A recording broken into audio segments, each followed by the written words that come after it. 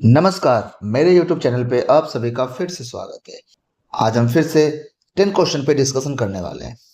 तो जिन लोगों ने मेरा चैनल को सब्सक्राइब नहीं किया है, तो आप पहले उसको सब्सक्राइब कर लीजिए और जो हम पढ़ाने वाले हैं, आप भी पेन पेपर लेके बैठिए और मेरे साथ उसको सोल्व कीजिए। पहले आप खुद ट्राई कीजिए, आप कितना टाइम लेते हैं, फिर मेरे मेथड को देखिए। देखिए, मेरा मेथड लॉजिकल होता है, ऐसा नहीं कि हम बस लगा देते हैं। उसके पीछे का एक लॉजिक होता है, उसको हम समझाते हैं, फिर आंसर बताते हैं। तो आप क्या कीजिए, मेरे मेथड को भी सीखिए और खुद भी अप्लाई करने का कोशिश कीजिए। तो देखिए, आपके सामने एक पहला क्वेश्चन दिख रहा है। और क्वेश्चन क्या है? क्वेश्चन में देखो क्या बोला गया है। दो संख्याओं का योगफल 430 है। दो संख्याओं का योगफल 430 है। उसका एचसीएफ कितना है? 43 है। तो बोला दोनों जो दो संख्या होगा कौन कौन सा होगा, उसका युग्म हमको बताना है, जोड़ा बताना है। अब आप बताइए, अगर इसका एचसीएफ 43 है तो इनमें से चार ऑप्शन में क्या आंसर होगा? आपको मिलता है 5 सेकंड, आप आंसर बताइए क्या होगा। चलिए अब हम इसको ट्राई करते हैं। ध्यान रखिए, अगर आपको एचसीएफ का मतलब पता होगा ना, तो इस क्वेश्चन को करने में 1 सेकंड भी नहीं लगेगा। ध्यान रखिए, एचसीएफ अगर 43 है, इसका मतलब ये होता है, एचसीएफ 43 है, इसका मतलब ये होता है कि पहला संख्या 43 इंटू एक्स होगा और दूसरा संख्या होगा 43 इंटू बाई। यहाँ एक्स और बाई क्या होगा, इन दोनों में कुछ भी कॉमन नहीं होगा। केवल और केवल क्या कॉमन होगा? एक। मतलब इन दोनों का अगर एचसीएफ निकालिएगा तो केवल और केवल क्या आएगा? एक आएगा। इसका ये भी मतलब निकला कि ये दोनों संख्या में केवल और केवल कॉमन क्या निकलेगा? एक एक निकलेगा और एक 43 निकलेगा। इसको वापस गुना कीजिएगा तो 43, यही एचसीएफ है। एचसीएफ उस नंबर को बोलते हैं जो दोनों में सेम सेम हो, उसके अलावा उसमें कुछ नहीं मिल सकता। आप ऑप्शन देखिए, ये दोनों का दोनों सम संख्या है तो इसमें दो भी मिलेगा। बोलोगे सर 43, 43 एक प्राइम नंबर है, अभाज्य संख्या, इसमें दो कभी नहीं आएगा। इसमें देखिए तो यहाँ भी दो मिलेगा। इसमें देखिए, अगर दोनों संख्या जब समान होता है ना, इसका एचसीएफ 215 हो जाएगा। लेकिन एचसीएफ कितना दे रखा है? 43। इसका मतलब ये भी नहीं होगा, ये भी नहीं होगा, ये भी नहीं होगा। तो आंख बंद करके इसका आंसर कितना हो जाएगा? Option number 2। आप खुद भी ट्राई करके देखिएगा, निकालेगा तो ऑप्शन नंबर 2 ही आएगा। लेकिन हमें एग्जाम में बैठना है तो कुछ लॉजिक लगाना है। हम इसको चेक नहीं करें, 3 को कट किए तो दूसरा ऑटोमेटिक आंसर होगा ही होगा। नेक्स्ट क्वेश्चन को देखते हैं। यह क्वेश्चन देखिए, बहुत बार ऐसे क्वेश्चन पूछे जाते हैं एग्जाम में। ध्यान रखिए, हम जो भी क्वेश्चन आज के वीडियो में सोल्व करो, लगभग लगभग रेलवे से रिलेटेड हो, ग्रुप डी हो, एनटीपीसी हो। तो ऐसा नहीं सोचिए कि ये क्वेश्चन केवल एसएससी में पूछा जा सकता है या फिर अदर एग्जाम में। ये क्वेश्चन आपको ग्रुप डी में भी पूछा जा सकता है और ग्रुप डी का ही क्वेश्चन है, 2022 में पूछा गया था। क्वेश्चन एक बार पढ़ देते हैं। बोला गया कि यदि 8 अंकों की संख्या या दिया हुआ इतना वो 88 से विभाज्य हो जाता है। एक और 8 अंकों की संख्या दिया गया है जो 9 से पूर्णतः विभाज्य है। तो हमको बोला गया है इसमें कि 3x प्लस 2y-z का सबसे बड़े संभावित मान निकालिए। सबसे बड़ी संभावित मान का मतलब होता है जो नेगेटिव वाला होगा वो मिनिमम होगा और जो पॉजिटिव वाला है वो मैक्सिमम होगा। तभी हमें संभावित मान मैक्सिमम मिलेगा। हम अधिक में से कम घटाएंगे तो ज्यादा वैल्यू मिलेगी, यही इसका मतलब होता है। चलिए, आप सबको पता होगा कि 9 से कैसे विभाज्य करते हैं। 9 से विभाज्यता का रूल ये होता है, 9 से विभाज्यता का रूल क्या होता है कि हम जोड़ा लगाते चलते हैं 9 9 का और उसके बाद कट करते चलते हैं। तो यहाँ देखिए, अगर देखेंगे यहाँ पे 5 4 9 यहाँ कट गया, एक खुद एक है जो 9 वो भी कट गया। अब 9 मिलना मुश्किल से जोड़ते हैं, यहाँ पे बच गया 2 और एक 3 3 3 6 6 2 8। अगर इन सबको जोड़े तो 8 मिला और एक जेड बच गया था। ध्यान रखिए, जेड की वैल्यू क्या रखा जाए? मिनिमम, कि यह 9 से विभाज्य हो जाए। तो आप सबको पता है कि अगर यहाँ पे एक रख देंगे ना तो ये 9 बन जाएगा। तो इसका मतलब जेड का मान कितना हो गया? जेड का मान हो गया 1। जेड का मान 1 रखेंगे तो 9 हो जाएगा, 9 से भागा लग जाएगा। यहाँ तक तो क्लियर हो गया।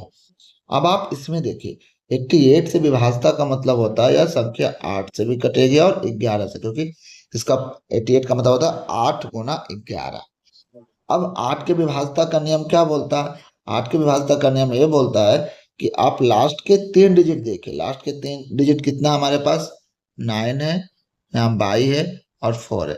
इसमें हमको 8 से विभाज्यता का रूल चेक करना है और ये पता करना है कि बाई का मान क्या क्या हो सकता है। ध्यान रखिए, जब कभी भी आप ऐसे क्वेश्चन सोल्व करते हैं तो सबसे पहले यहाँ जो लिखा हुआ है ना इकाई पे 4, तो आप पता कीजिए कि 8 का पहाड़ा में कब कब 4 आता है। तो एक आता है 24 में, एक आता है 64 में। इसका मतलब बाई का मान क्या क्या रखा जाए कि हमको 2 और 6 मिले। चलिए अब इसको ट्राई करते हैं। और ध्यान रखिए मैक्सिमम मान कितना बोला, इसमें कितना रखना है, हमें मैक्सिमम टू मैक्सिमम वैल्यू खोजना है। अब एक चीज और ध्यान रखिए, जब आप इसमें 8 से भागा दीजिएगा तो पहली बार में तो एक लग जाएगा, एक शेष बचेगा, मतलब मेरे पास ओरिजिनल संख्या हो जाएगा 1/4। अब आप यहाँ से सोचना शुरू कीजिए, हमें या तो 2 शेष बचाना है या तो 6 शेष बचाना है। 2 कब बचेगा, जब यहाँ पे 0 रखिएगा तो हो जाएगा 10, 8 से भागा देगा 2 बचेगा। 6 कब बचेगा, जब 8 से 6 ज्यादा होगा। 8 से 6 कितना होता है, 14, मतलब यहाँ पे 4 रखिएगा तो क्या हो जाएगा, 6 ज्यादा हो जाएगा, 6 शेष बचेगा। तीसरा क्या कर सकते हैं, मैक्सिमम 9 तक रख सकते हैं। तो आप सोचिए कि 8 दूना 16, 16 से ज्यादा रखेंगे 2 तो काम हो जाएगा, तो वहां पे 16 नहीं बल्कि कितना रखेंगे, 18, मतलब 8 रखेंगे तो काम होगा। लेकिन ध्यान रखिए इन तीनों कंडीशन में हमें या तो 24 मिलेगा या तो 64 मिलेगा, और जब भी 24 64 मिलेगा तो वह 8 से भाग लग जाएगा। अब आप बताइए यहाँ बाई का मान क्या होना चाहिए, यहाँ जो लिखे थे बाई का मान मैक्सिमम होना चाहिए, मैक्सिमम। तो बाई यहाँ पे कौन सा चूज करेंगे, बाई बराबर हो जाएगा 8। तो हमें बाई मिल गया कितना, 8। 0 और 4 नहीं लेंगे क्योंकि 8 हमें मैक्सिमम मिले तो हम मैक्सिमम वाला को चूज करेंगे। इस क्वेश्चन में हम टाइम समझाने में ले रहे हैं, अगर मुझे खुद बनाना होगा तो इतना टाइम नहीं लेगा, आपको समझा देते आप कैसे लगाइएगा, तो आप इसको जल्दी जल्दी करने सीख जाइएगा खुद जब प्रैक्टिस कीजिएगा तो। अब बात बच गया 11, मैंने बाई बराबर 8 हो गया। अब जो ये संख्या दिख रहा है आपको, ये जो संख्या, इस संख्या जानते हो क्या बन गया, अब ये संख्या बन गया 3x 5 4 7 9, बाई की जगह पर 8 और 4। अब 11 से विभाज्यता का नियम कैसे चेक करते हैं, अब दो दो का जोड़ लीजिए, एक ही डायरेक्शन में चलिए। 8 में से 4 घटाएंगे तो प्लस में 4 बचेगा, 7 में से 9 घटाएंगे तो -2 बचेगा, 5 में से 4 घटाएंगे 1 बचेगा प्लस में, और 3 में से एक x घटाएंगे तो 3 - x बचेगा।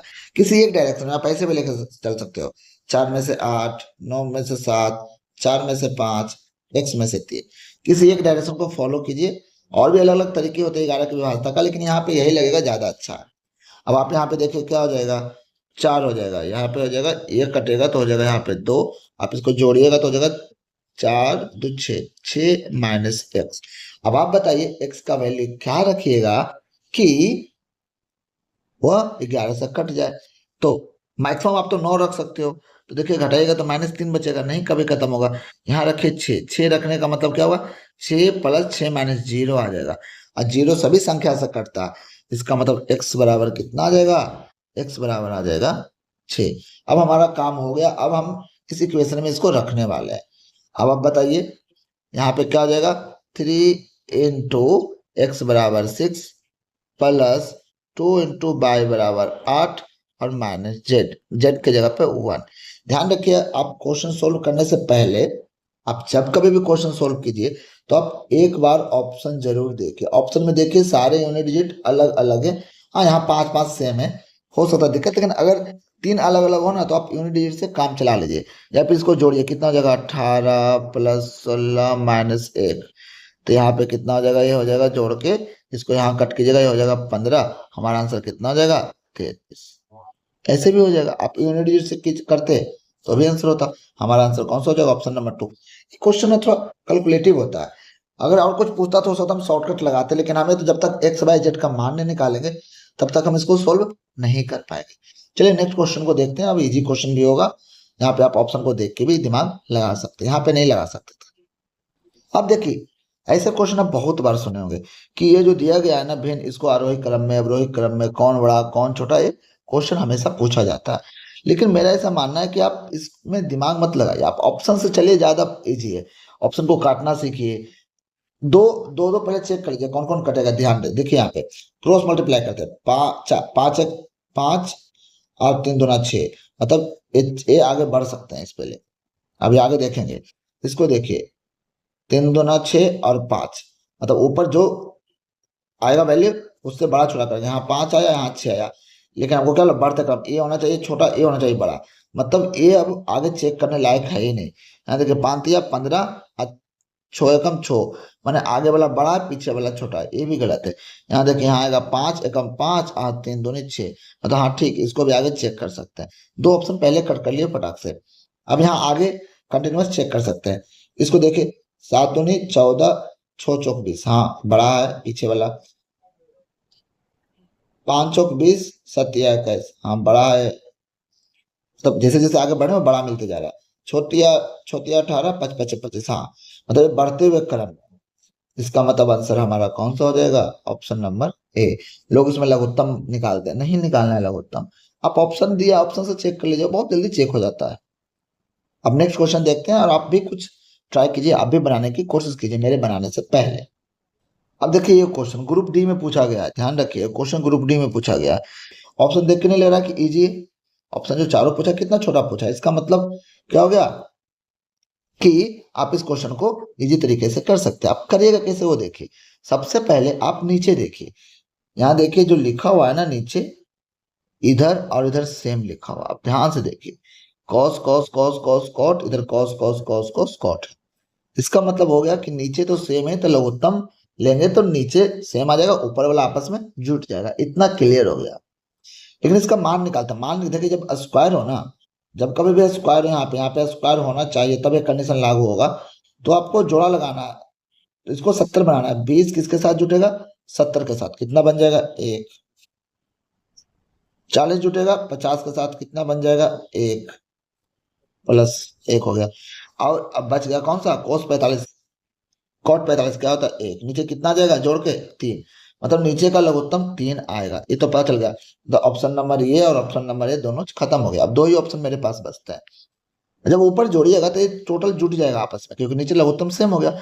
इसमें भी सेम करना है। और स्क्वायर अगर हो साइन स्क्वायर कॉस स्क्वायर में, तो आप 90 लगाने की 90 का जोड़ा बनाइए। यहाँ 10 और यहाँ पर हो गया 80, ऊपर 1 मिल गया जोड़ा लग के। 20 और 70 यहाँ पे मिल गया 1, जोड़िएगा तो 1 हो जाएगा। 30 और 60 90 हो गया, यहाँ भी 1 हो जाएगा। अगर देखिए 40 और 50 जोड़ेगा तो कितना हो जाएगा? फिर से 1 हो जाएगा। अब यहाँ साइन स्क्वायर 90 डिग्री, 90 का मान 1 होता है। ऊपर जोड़िए कितना हो गया? 5/3। इसको ऐसे बनाना था, पेड़ लगाना था।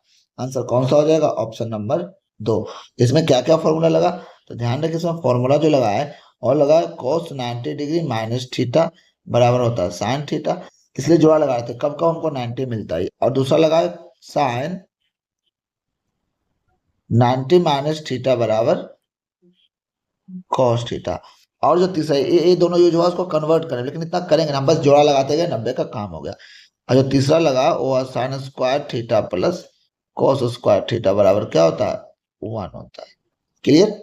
यही काम किए, पहले कन्वर्ट किए, उसके बाद स्क्वायर कर दी, तो 1 आ गया। आशा करते हैं आपको ये समझ में आएगा। आप इस फॉर्मूला का यूज कीजिएगा तो भी बन जाएगा, लेकिन एग्जाम में इतना टाइम नहीं होता। आप एग्जाम में इस फॉर्मूला को दिमाग में रखते हुए आप देखते जाइए कि जोड़ा लगाना है कभी। क्लियर? यह क्वेश्चन आपके सामने है, इस क्वेश्चन को आप कैसे करिएगा ध्यान रखिए। इस क्वेश्चन को एक बार पढ़ लेते हैं पहले। बोला एक पहिए की त्रिज्या 8% बढ़ा दी जाती है, तो 100 मीटर की दूरी तय करने में पुराने और नए पहिए द्वारा आवश्यक चक्रों की संख्या का अनुपात ज्ञात। आपसे कोई पूछे कि चक्रों की संख्या कैसे निकालते हैं, तो चक्रों की संख्या निकालने के लिए कुल जो दूरी होगा बटा उसके 2πr से। 2πr क्या होता है? ये होता है परिधि, उसके परिधि से भाग देते हैं, यही हो जाता है संख्या। अब ध्यान देखिए, अब इस 8% का मतलब क्या हुआ? 8% का मतलब होता है 8/100। 4 से ऊपर 2 कटेगा, 4 से नीचे 5, 25 हो जाएगा। मतलब 2 बढ़ जाएगा ना, बढ़ गया, मतलब कितना हो जाएगा? 25 से कितना हो जाएगा? 27 हो जाएगा। 25 से 27 हो जाएगा। ध्यान ही रखिए कि अगर आपसे पूछे ये जो ये दूरी को हटा दो, 2πr को हटा दो, तो आर के साथ इसका रिलेशन जानते हैं क्या होगा? 1/r। मतलब ये R1 है पहले वाला, ये R2 है दूसरा वाला। त्रिज्या का अलग अलग मान है, पुराना और नया। देखिए जब चक्रों की संख्या निकालेंगे ना, तो अगर आर नीचे है, मतलब त्रिज्या नीचे है, तो जब चक्रों का अनुपात निकालेंगे तो त्रिज्या का उल्टा हो जाएगा। क्या हो जाएगा? क्योंकि ये समानुपाती नहीं बल्कि व्युत्क्रमानुपाती है। चक्रों की संख्या जो है त्रिज्या का व्युत्क्रमानुपाती है। व्युत्क्रमानुपाती मतलब उल्टा है। तो जब हम चक्रों की संख्या निकालेंगे यहाँ पे, चक्रों की संख्या तो व्युत्क्रमानुपाती मतलब उल्टा हो जाएगा। कैसे हो जाएगा? 27 इधर आ जाएगा और 25 इधर चल जाएगा। तो कितना हो जाएगा? 27:25। क्लियर है? यही हमारा क्या हो जाएगा? आंसर। और अगर ऑप्शन से देखे होते ना तो कहीं भी 27-25 नहीं मिला था, केवल और केवल यही ऑप्शन था। ऐसे भी आप टिक मार करके चल सकते। तो आशा करते हैं कि आप इस मेथड को सीखिए। बहुत कम कैलकुलेशन में आपको जल्दी आंसर निकालना है। तो आप जो यहाँ फॉर्मूला लिखे थे उसमें आर का क्या रिलेशन है चक्रों की संख्या से, उसको देखना। अगर मान लीजिए कि ऐसे होता चक्रों की संख्या is directly proportional to R, तो जो त्रिज्या होता वही अनुपात बन जाता चक्रों की संख्या का। लेकिन यहाँ उल्टा था, 1/r था, इसलिए उल्टा कर दिए। त्रिज्या 1 त्रिज्या 2 को उलट दिए तो चक्रों की संख्या निकली। चलिए नेक्स्ट क्वेश्चन को देखते हैं। आप कमेंट करके जरूर बताइए कि आप जो भी क्वेश्चन कर रहे हैं उसका आपका क्या अप्रोच है। क्या हमसे कम समय ले रहे हैं? तो आप हमें बता सकते हैं, ऐसा कुछ नहीं। लेकिन जहां तक मुझे अपने आप पे विश्वास है कि जो मैं बता रहा हूँ उससे कम समय कभी नहीं लग सकता है। आप उसको फास्ट कर लोगे अलग है, तरीका मैं बता रहा हूँ उससे कम समय नहीं लग सकता है, वे दावे के साथ कहता हूँ। तो आप कमेंट करके बता सकते हो कि आप कौन सा अप्रोच यूज कर रहे हो। चलिए नेक्स्ट क्वेश्चन को देखते हैं। चलिए इस क्वेश्चन को एक बार पढ़ लेते हैं, फिर देखते हैं इसको कैसे सोल्व करता है। और आप भी इसको सोल्व कीजिए और आप बताइए इसके लिए आप क्या अप्रोच लगाते हैं। बहुत ही अच्छा अप्रोच मैं बताऊंगा आपको। ज्योमेट्री में कोशिश करूंगा ना कि हर एक टॉपिक को बहुत अच्छे से डिटेल में बेसिक से भी मैं पढ़ाऊं। तो उसके लिए मैं कोशिश कर रहा हूं। अभी मैं जो डेली कर रहा हूं आप उसको देखिए। अगर आपको नहीं समझ में आता तो सारे टॉपिक जितने भी हमारे टॉपिक है कंपेटिटिव मैथ का, मैं उसको अच्छे से बेसिक से समझाते हुए एडवांस तक मैं खुद भी वीडियो लाने वाला हूँ। तो आप उसका वेट कर सकते हैं, और नहीं तो आप इसकी जो मैं बता रहा हूँ वहां से आप डायरेक्ट सीख भी सकते हैं। देखिए क्वेश्चन क्या बोला गया है। इसमें बोला गया है केंद्र C1 है, जो दिख रहा है आपको फिगर में, और उसका त्रिज्या 5 है। इसकी त्रिज्या 5 सेंटीमीटर है। बोला एक वृत्त समकोण के सामने रखा गया है। मतलब ये जो है ना, इस ये जो लाइन दिख रहा है, जो लाइन दिख रहा है एक दूसरे के बीच 90 डिग्री का कोण, यहाँ पे 90 डिग्री का कोण बन रहा है, 90 डिग्री का उस तरफ भी। और C2 है, यह छोटा जो वृत्त दिख रहा है त्रिज्या R2, एक और छोटा वृत्त भी कोण और बड़े वृत्त के भुजाओं को स्पर्श करते हुए रखा गया। मतलब ये छोटा वाला वृत्त है, ये भी दोनों भुजा को स्पर्श कर रहा है, और साथ में वो किसको कर रहा है? बड़े वाले वृत्त को भी स्पर्श कर रहा है। तो बोला गया कि छोटा वृत्त का जो त्रिज्या होगा R2, इसका मान आप ज्ञात करें। ये थोड़ा फिगर को हम अपने ढंग से समझा के बताते हैं, आप देखिएगा बहुत इजी तरीके से आप इसको सोल्व कर सकते हो। आप सोचिए, मैं एक बार पहले बड़ा बना कर समझा देता हूँ। बनाना इजी है, अगर आपको आता हो ज्योमेट्री तो मैं आपको बता देता फटाक से, लेकिन एक बार समझाना पड़ेगा। आप देखिए, अगर मान लीजिए कि एक वृत्त है, ये एक वृत्त है, क्लियर। यहाँ इसका केंद्र है, तो ये हो जाएगा R, ये भी हो जाएगा R, और ये भी 90 डिग्री होगा क्योंकि स्पर्श रेखा, ये भी हो जाएगा R। आप बताइए 90, ये भी 90 था तो ऑटोमेटिक ये भी 90 हो जाएगा। यह जो बनेगा, अब इसके दोनों लाइन पैरेलल होगा तो ये भी R होगा, इसका पैरेलल ये होगा तो ये भी R होगा। अब चारों भुजा जब सेम सेम है तो क्या बन जाएगा? यह बन जाएगा एक वर्ग। अब वर्ग, तो हम इसका जो विकर्ण होता है इसकी लंबाई निकाल सकते हैं। इसका विकर्ण का लंबाई कितना होता है? R√2। आप निकाल लीजिएगा। कैसे आता है हम ज्योमेट्री क्लास में बताएंगे, यहाँ आपको याद रखना। क्लियर है? अब यही सेम कॉन्सेप्ट हम छोटे वाले वृत्त में भी तो लगा सकते हैं। जो यहाँ पे छोटा वाला वृत्त था, यहाँ जो छोटा वाला वृत्त होगा, यहाँ पे भी ये, इसको R1 नाम दिए, ये होगा R1। यहाँ पे भी जो R2 होगा, और ये भी R2 होगा, ये भी R2 होगा, ये भी R2 होगा। सेम कॉन्सेप्ट लेगा, बड़ा छोटा वाला वृत्त में कोई अंतर नहीं। तो यहाँ से आप निकाल सकते हैं इसका विकर्ण, जो ये वाला विकर्ण है, ये वाला विकर्ण जो आपको एक बार मैं कलर चेंज करके आपको बता रहा हूँ, तो इसका भी वैल्यू कितना हो जाएगा? R2√2। क्लियर? तो हमें डायरेक्ट क्या करना है, यहां से इसकी दूरी हमको पता है कितना हो जाएगा। ये हो जाएगा कितना, ये जो वृत्त है यहाँ हो जाएगा R, इसके बाद ये कितना हो जाएगा? ये हो जाएगा हमारा कितना? R2√2। ये जोड़ना है। इसका मतलब हमें क्या समझ में आया कि जो मतलब ये जो होगा हमारा R1√2 जो होगा, R1 की जगह पे अब हम 5 लिख रहे हैं। इसकी लंबाई में क्या क्या आने वाला? पहले तो आने वाला R1, फिर R2, R1 आएगा मतलब 5 आएगा, R2 आएगा, हमें तो निकालना ही है तो इसको R2 लिख रहे हैं R, और उसके बाद R2 से लेकर इसके सेंटर से लेकर इस ओरिजिन तक कितना हो जाएगा, ये हो जाएगा R2√2, जैसे बड़ा वाला वैसे छोटा वाला। अब इसको केवल सोल्व करना है, आप सोल्व कीजिएगा तो यहाँ से R2 का मान निकल जाएगा। अब 5 को इधर लेके आइए तो 5 कॉमन हो जाएगा, √2 - 1,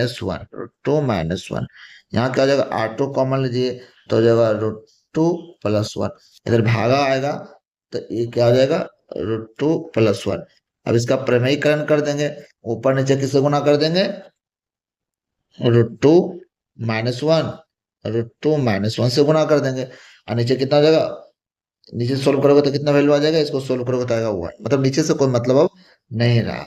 अब ऊपर देखिए, ये जो 5 है ये तो 5 रहेगा, ये देखिए √2 - 1, √2 - 1 गुना होकर a - b का होल स्क्वायर हो जाएगा, a² + b² -2√2 हो जाएगा।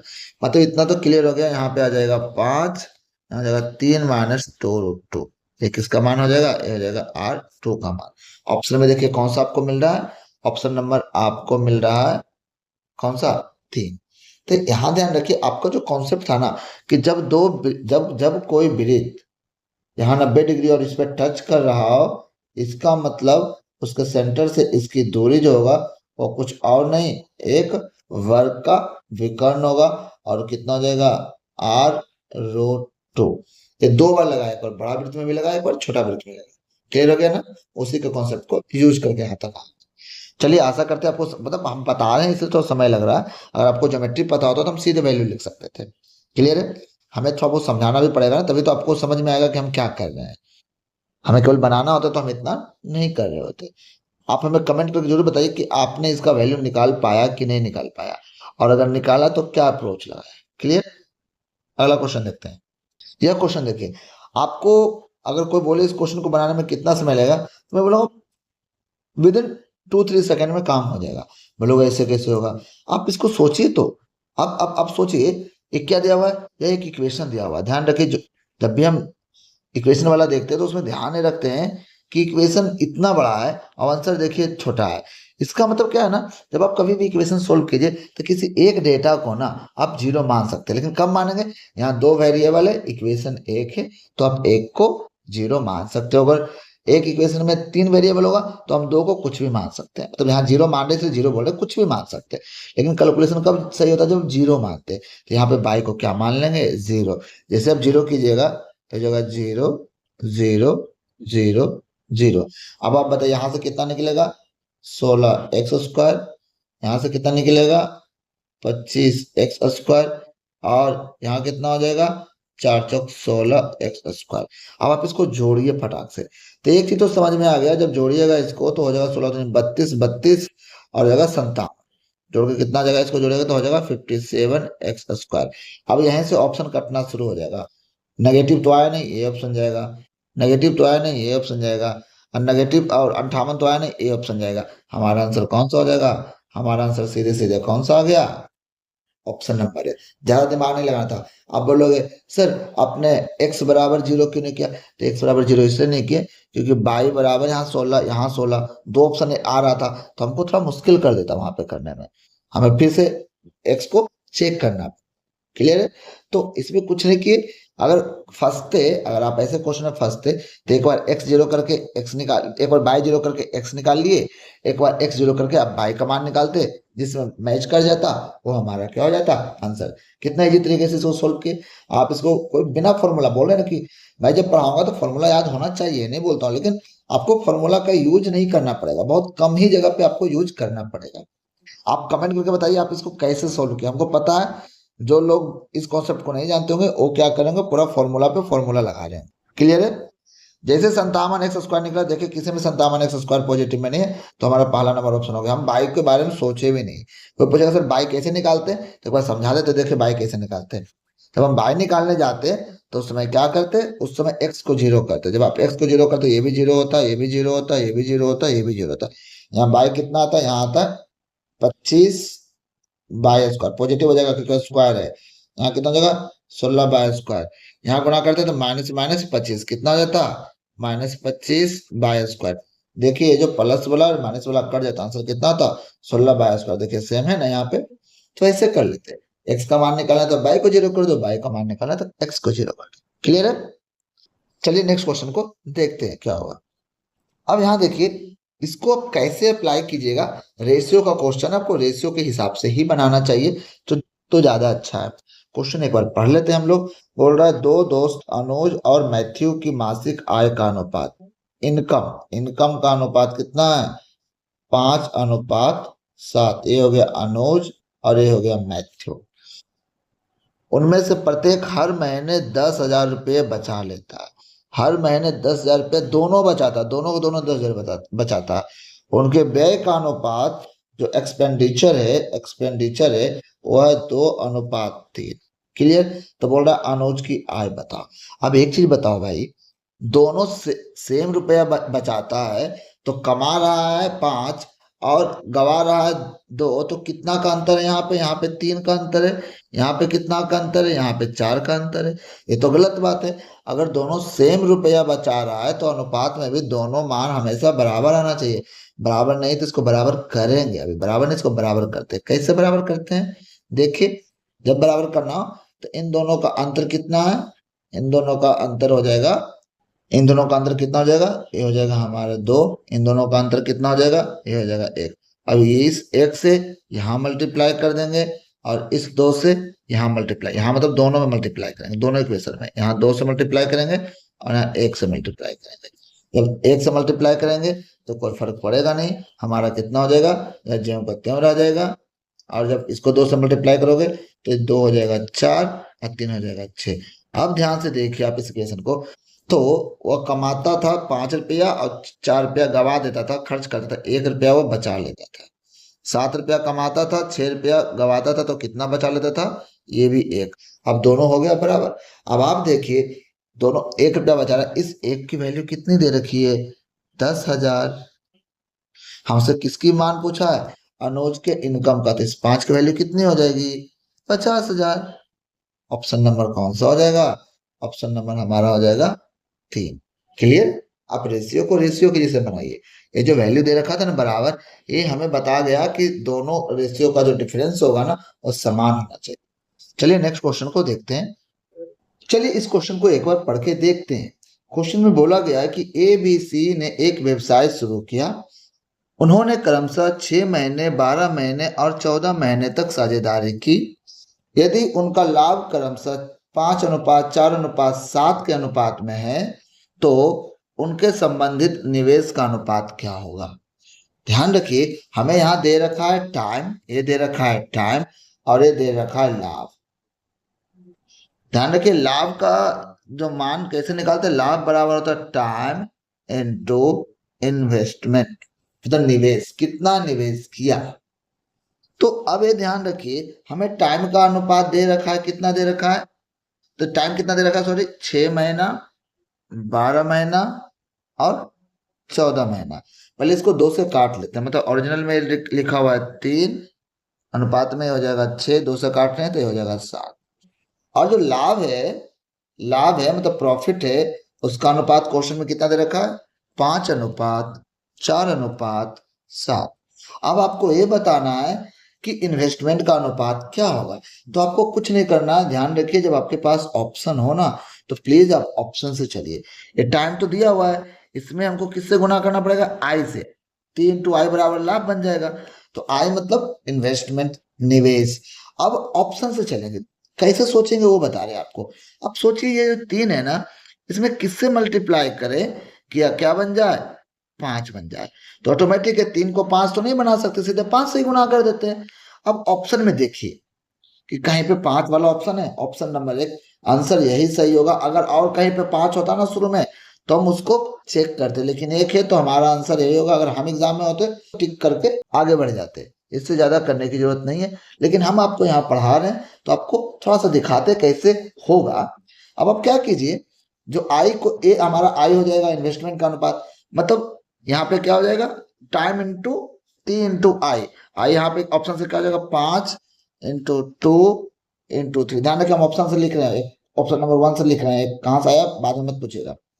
अब इसको काटिए, देखिए क्या आया, 5 4 7 में बदलता है, 3 कटेगा, 3 कटेगा यहाँ से, 3 दूना 6 भी कटेगा, और ये 3 कटेगा, 3 3 3 से तीनों में काटे। अब आप बताइए, यह जो टी इंटू आई हो ये बन गया 5 अनुपात, ये दोनों गुना हो जाएगा 4 अनुपात, और ये कितना हो जाएगा 7। तो आ गया ना, 5 अनुपात 4 अनुपात 7 हो गया। तो हम बोल सकते हैं कि ऑप्शन नंबर 1 क्या होगा, सही होगा।